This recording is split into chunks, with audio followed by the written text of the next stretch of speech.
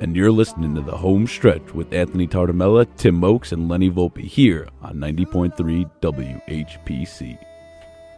So welcome back. This is The Home Stretch every Tuesday night from 9 to 11. I'm Anthony Tartamella. Alongside me, Lenny Volpe, Seth Gutman, and Desmond Palmer. Phone number to call is 516-572-7440, but you're going to have to wait a little bit because, as promised, Arthur Staple, the Newsday beat writer for the New York Islanders, is on the line. Arthur, how you doing, my friend? I'm good, guys. How are you? Good. Probably a little more rested than you were been working on trying to see what was going on throughout the NHL today. But before we get to any of that type of stuff going on, I wanted to ask you about the NHL draft because the Islanders held on to their 5th overall pick, drafted Michael Del Cal, and then they traded back into this first round to draft Joshua Ho-Sang. Just your initial reaction on both of those picks, and was Garth Snow really trying to trade that pick, and was there really just nothing that it was offered to him that was fair or that he liked?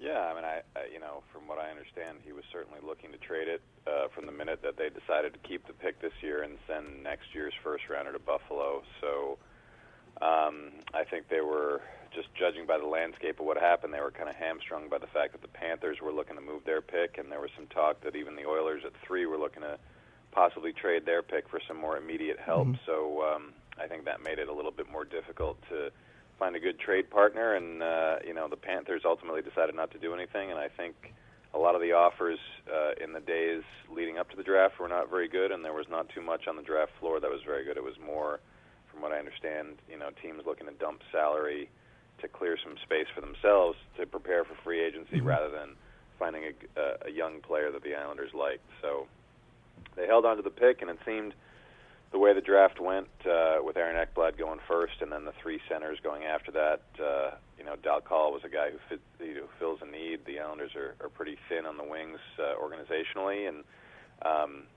he's a young man who played for an OHL team in Oshawa that the Islanders scouts are familiar with, having watched John Tavares play there early in his junior career. So I think it was kind of a safe choice, and they can think back to a couple years ago at 5 when they maybe made a little bit of a reach in taking Nino Niederreiter, and that obviously didn't work out very well. So I think that was a pick that they didn't really have to think too much about. And the Ho-Sang pick, I think Garth Snow had some success trading back in the end of the first round in that same Niederreiter draft 4 years ago to get Brock Nelson, who mm-hmm.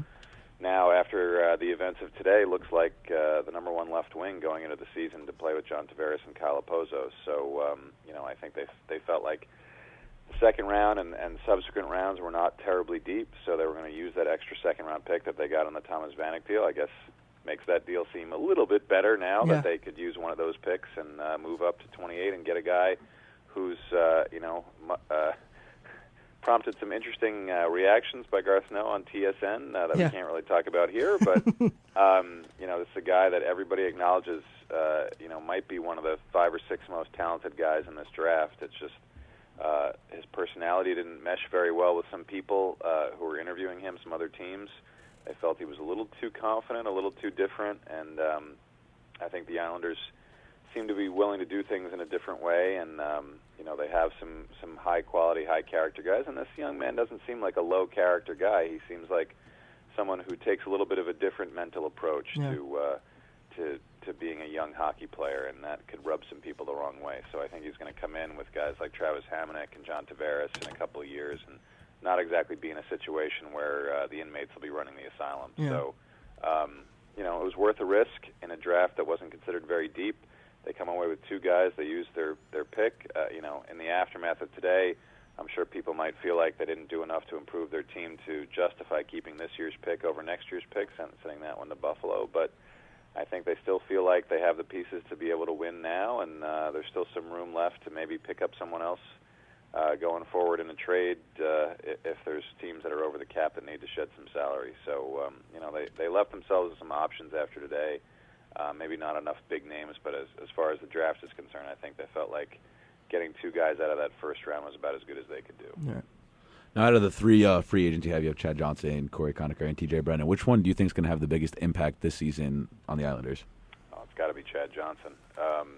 Just to have a legitimate backup goalie, a guy who obviously was playing behind a much better team in Boston last year. You know, he has pretty gaudy win-loss numbers, but you know, very respectable goals against, very respectable save percentage. I think he's a guy who's kind of moved up the ladder slowly from his time being a Penguins draft pick to, you know, being mostly in the AHL when he was with the Rangers, and then playing a little bit with the Coyotes the year before last.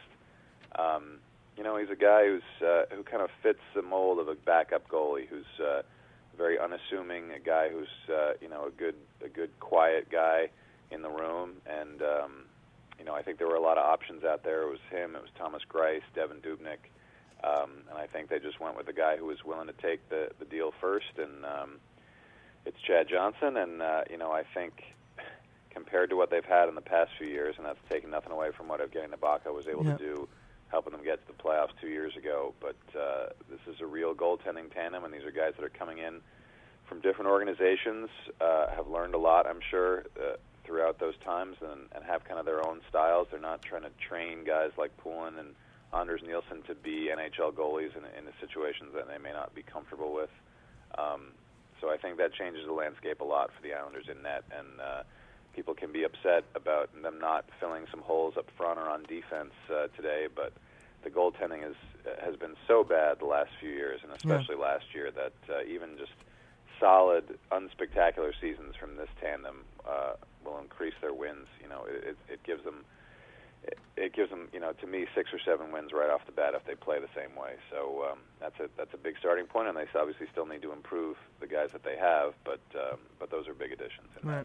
Now, how realistic was it to expect a Vanek or Molson reunion?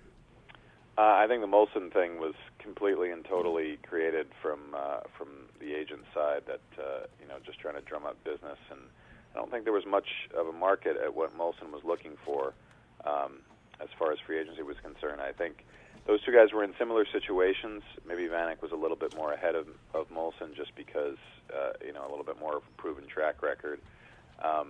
But I think, you know, when those guys got onto playoff teams and bounced around a little bit this year, they were exposed a little bit. You know, Matt Molson is a terrific guy, and you know, I think as far as personality goes, you'd never want anyone other than him. He's a terrific teammate. You know, he appreciated his time here. The Islanders allowed him to be the player that he is now, who's getting, you know, a major contract, one of the biggest ones of the day. But I think they felt like, even as far back as last summer, when they didn't really want to talk with him about a contract extension, that the team was getting, you know, the younger guys were coming up. They were getting to a different sort of level speed-wise at 5-on-5, and I think they felt like Molson wasn't really able to keep up with that. You know, when they swapped him out for Thomas Vanek, they were looking for an upgrade in terms of skill level, and it certainly seemed that way for a few months with Vanek and Tavares. But and I think that's what they were selling Thomas Vanek on in the last couple of days. I had heard a couple of days before that they really weren't interested in a reunion, but I think once the market looked pretty thin for Vanek, they were able to get back in and offer, you know, from what I understand, a little bit more than what the Wild were offering. But you know, I guess as far back as last year, when everyone was talking that Minnesota was where Thomas Vanek wanted to be, ultimately he proved that to be right, and he told me that it was very back and forth. Whether or not people want to believe that, I don't know, but he's not a guy to really invent a lot of scenarios, you know, or say things that weren't true. So, you know, he obviously was seriously considering the Islanders down to the end, and perhaps Minnesota had balked at term length. He might be an Islander again, for better or for worse. But you know, I think that was very close to happening with Vanek, but with Molson, I think the ship sailed a long time ago. And I think the thing with Vanek that people kind of forget about is that it's more than just, you know, where can Vanek go and play the best. You know, Vanek, obviously from Austria, came to Minnesota, played college hockey here. It's where his wife is from. That's kind of where his family's from. So it kind of transcends the sport, and I feel like people forget that when they talk about an athlete signing somewhere or staying somewhere. It's not all about dollar signs and, you know, where am I going to have a chance to win something. It's about the people are humans, and I feel like people forget that, especially when it came to the whole Vanek-Molson situation. It is easy to forget that, and I think, you know, obviously money rules the day. It's not like, you know, I think if Minnesota was offering him, you know, $3 million a year for 3 years, he'd be an Islander right now. So, you know, they're guys that have, short shelf lives when it comes to their earning power, and they're going to maximize it as much as they can, and there's certainly nothing wrong with that. But in this case, with the money being rather close to equal, and the Islanders, to me, rightly not going to $8 or $9 million a year for Vanek. I think it came down to him wanting to kind of be settled there. But to be perfectly honest, I don't think he's going to hang him up in 3 years. I think it's a risk for him on all sides to not necessarily have pursued a longer-term deal. And I'm sure on some levels he may be kicking himself for saying no to that $50 million over 7 years back in January. That's the sort of time you can have your home in Minnesota in the off season, and you can have your place on Long Island or wherever you want it to be, and your kids, where your kids are going to be in school. So I think, there are certain guys when they get to a certain age, they want to know different things about where they're going to be. But to me, ultimately, money and term really rules the day, and it was close with him. But I think maybe if Minnesota had balked in any way, the Islanders would have been able to jump in. But with a guy like Matt Molson, I think being able to get 5 years from Buffalo trumps the fact that the Sabres are not necessarily going to be good this year or next, and that's a situation where if you're past 30 and you've got a family, yes, you're right. There are certainly other things to think about. Right, and aside from obviously Vanek or Molson, what were the other free agents that Garth was actually targeting and made an attempt to try to sign? He made real attempts. Dan Boyle signed for 2 years and $9 million total with the Rangers. The Islanders offered him 3 years and a little over $5 million per.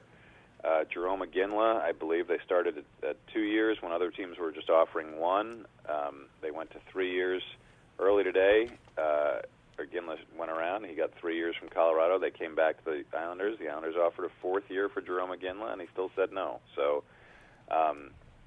Brad Richards was another guy where I think they were also offering a 1 year deal, perhaps for more money than the Hawks offered. But these are all players who have made a lot of money in their careers, and I guess they saw the situation with the Islanders and said, I don't necessarily want to go there and be someone who's going to have to take over the room or try to be someone that's front and center with a team that's not been very good other than a couple of years ago. So, Brad Richards, it's hard to argue with going to play with Jonathan Toews and Patrick Kane in Chicago, especially just for a year. And Jerome McGinley, maybe he wanted to be out west again after spending a couple of years in the East.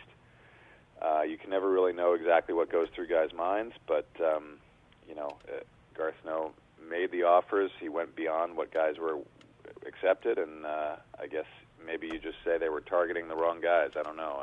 You look at some of the signings from teams that are in similar situations to the Islanders, with say the Panthers, the Oilers, the Sabres, and you look at maybe the 10 or so guys that they signed. I think out of all of those guys, I think the Islanders were really only interested in Willie Mitchell as far as being close on term or amount of money.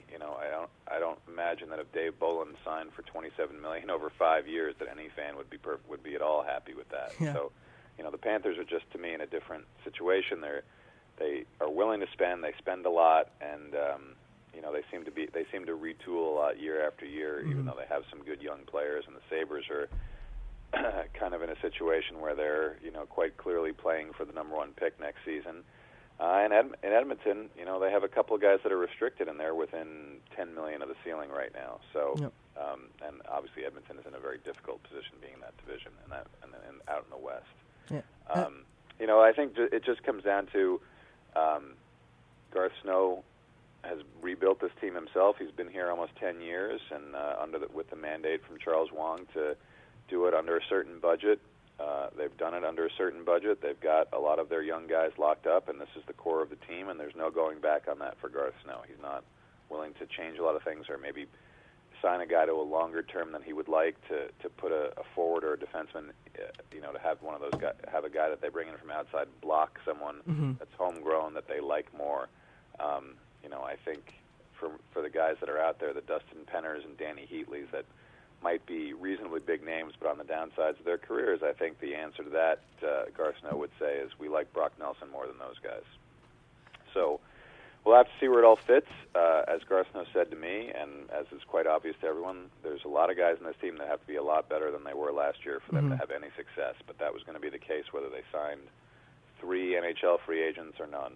Yeah. So, the core of this team has to be better, and we'll see if there's any other changes going forward. But I think they're set in terms of there's the solid group of maybe 10 or so guys that are going to get the bulk of the minutes, and those guys need to be better. And we're talking to Arthur Staple, Newsday's Islander beat writer and one of the best in the business. And Arthur, kind of a two-pronged question here. You kind of alluded to it with the Danny Heatley talk. Kind of what can we expect on day 2 of free agency? Guys like, Heatley available, David Legwan's available, Radim Verbata is available. And the second part of that is that how they're going to reach the floor? Because they're still $6 million under the cap floor. So is that salary going to come via free agency, via trade, maybe via some of the guys that are still to accept or I guess take their qualifying offers? I'm not really sure what Calvin DeHaan's looking at getting. So where do you think they're going to get the money to get to at least the cap floor? Well, I think you've still got contracts to count from Lee, from Cizikas, from DeHaan, maybe even from Donovan, if he's going to be a guy who's going to be part of the team going forward. So that's probably $4.5 million total right there. So they're within a couple million after that. I think they've got a lot of guys under contract right now.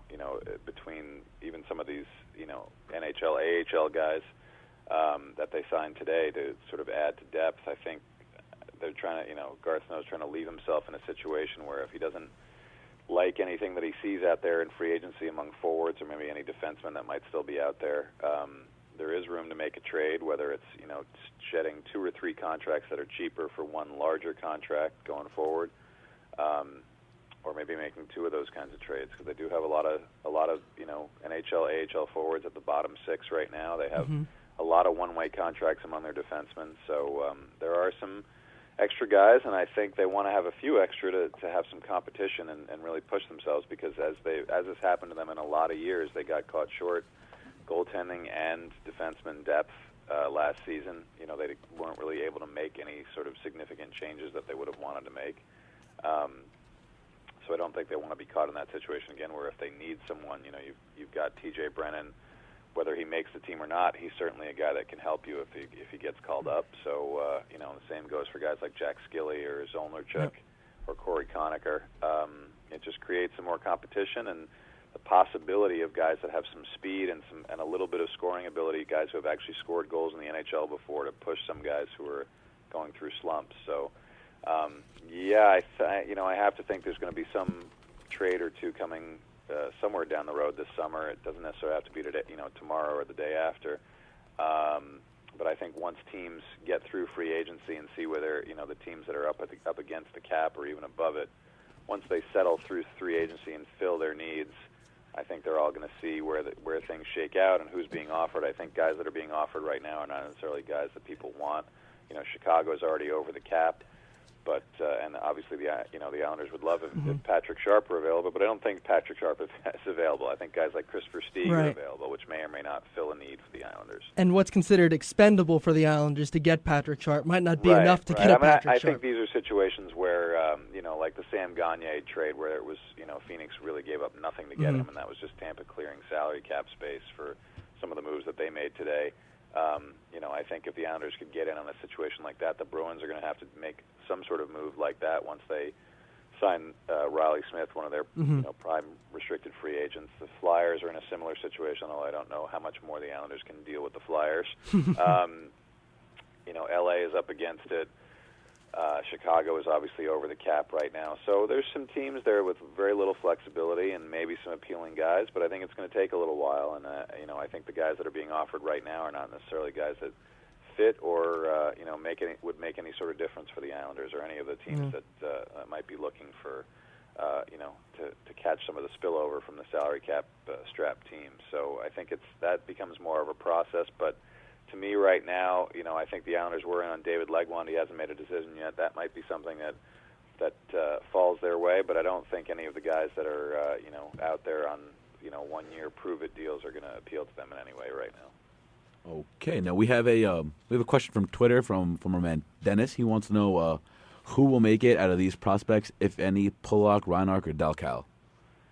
I don't think Dalcall is ticketed for the NHL just yet. He's still a very young guy, and I think the situation's still fresh enough with Josh Bailey, with Nino Niederreiter, that they don't want to be in a situation where they're putting a young guy in a position where he's got to stay with the team and he's got to produce. They have, for all of the complaints and all of the unhappiness among Islanders fans today, they are a deeper team up front than they've been in a lot of years in terms of just balance.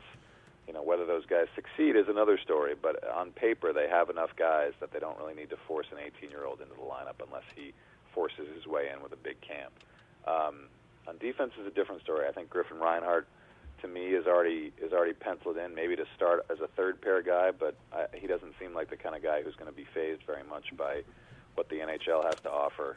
He's got a brother who's already played some NHL games. He's got a father who's played plenty of NHL games, and frankly, he played well enough last training camp to be an Islander, and it was just an unfortunate set of circumstances where they didn't feel they needed him. They sent him down. Boom, they get hit with Wisnowski's concussion. Just a couple weeks after they got rid of Griffin Reinhart, and they certainly could have used him. So I think he's very much in the mix. I think Ryan Pulak is a guy who's going to start in Bridgeport. There's not a lot of defensive depth down there. He's going to get a lot of minutes. He's going to play in a lot of different situations, and I think you saw with Calvin DeHaan, had the value of just even playing a handful of games down there, that it makes such a huge difference for a defenseman to be able to get caught up a little bit. It's a different level, above juniors, below the NHL, just to get your feet wet on what it means to be a pro player. I think it's going to be valuable for Pulak, and it's going to be valuable for the Islanders to be able to have some defensive depth and not have to rush him either. So I would say out of those guys, Griffin Reinhart's the one for me who's going to be playing. And we have another fan question for you on Twitter, again from Dennis. What are Strom and Nelson's roles with the team following today's activity? Well, I think Brock Nelson, there's still some flexibility. Like I said, the summer is still very long until training camp. So if there's an opportunity to trade for a guy who slots in as a wing for John Tavares, then they can certainly do it. And Brock Nelson moves back to being perhaps a second or third line center, which he's shown he can as a role he can handle. And if not, maybe he stretches himself a little bit and becomes John Tavares' wing to start the season, and perhaps becomes a different kind of guy maybe than had been projected before as a scoring winger playing with two elite players in Tavares and Kyle Oposo. And as far as Ryan Strom is concerned, I think there's still not hesitancy, but I think they still need to see that he can physically handle the challenges of being an NHL center. He played a lot of his minutes at the end of last season as a right wing, and I think it's just because he was going to get out-muscled as a center, and we saw it a couple of times when he did play center.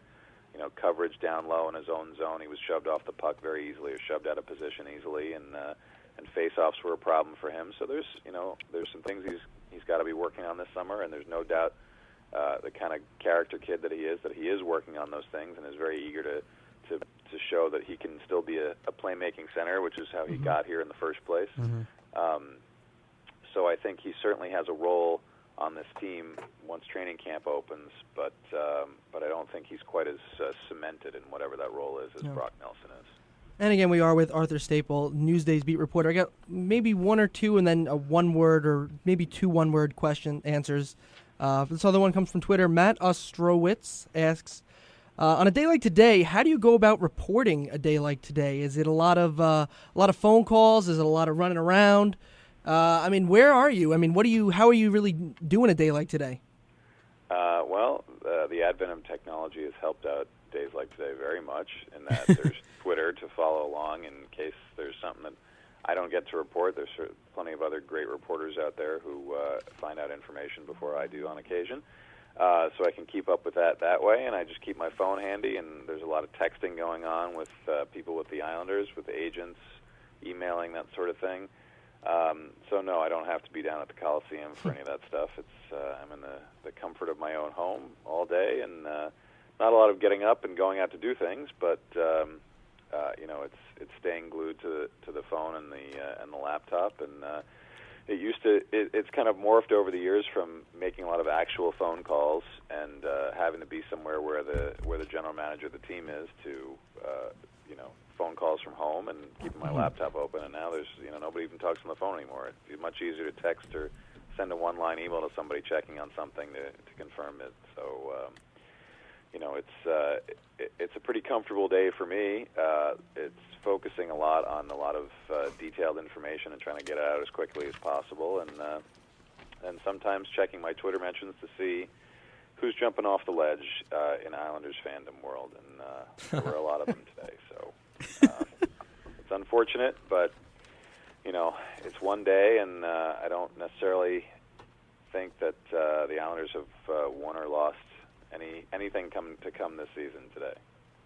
Right, and I think we got two more left. I have a question personally for you. Can we expect, free agent to have more of an interest and an incentive to come to the Islanders starting next year once they're in Brooklyn? Because obviously you said that the Islanders tried to go above and beyond to entice these guys, but they still didn't want to come to the island. Is obviously the idea of coming to the big city in Brooklyn going to help them? I think it might, but I think the one thing that matters the most is winning. If last season had been more like the year before, and they'd put two playoff seasons together, even losing in the first round, just the excitement that generates, and when you can get out, you've got a guy like Dan Boyle, let's say, who's played out west and barely sees the Islanders play, except he sees them push the Penguins to the limit, and then let's say they made the playoffs this year and they push another team to the limit but don't win. You're in a situation when you're playing in the playoffs where guys can see what's going on a little bit better. You get a more national reach, and you just have a better sense, I think, of watching a team play whether it's live or just being able to catch up on a whole game and say, this team really isn't that bad. And when they're not doing well and they're down at the bottom again, and the 1 year of playoffs is the aberration of the 6 or 7 that they've missed, it's much easier to dismiss them. No matter how much talking you do to guys in the league or your agent, or to supporting calls from the coaches or the general manager, I think winning changes everything, and that's really why these early season swoons are so crushing to them, because when it's the same thing mostly year after year, not necessarily every year. Obviously, you take the lockout shortened season out, but when you have 3 or 4 years in a row that go exactly the same way, where they're out of it by the middle of the year, they're very easy to ignore. Right. And I think that's what a lot of players around the league do, and it's hard to get that out of your head when you get to July 1, where you say, I have a chance to go to a team that I know a little bit more about, that I've seen play, that I've seen succeed. Dan Boyle could have been an Islander if they made the playoffs and the Rangers didn't go to the finals. It could be as simple as that. And, that may hurt a little bit more for Islander fans to know, but that it's based on results on the ice and not the ownership situation or what the general manager is perceived as. When you're offered good money and you have a chance to win, in that order, that's what most players care about. So, to me, it's winning. It doesn't matter how nice the building looks or where guys are necessarily going to live, unless you're someone who's in it for the long haul. I think if you win, guys will come.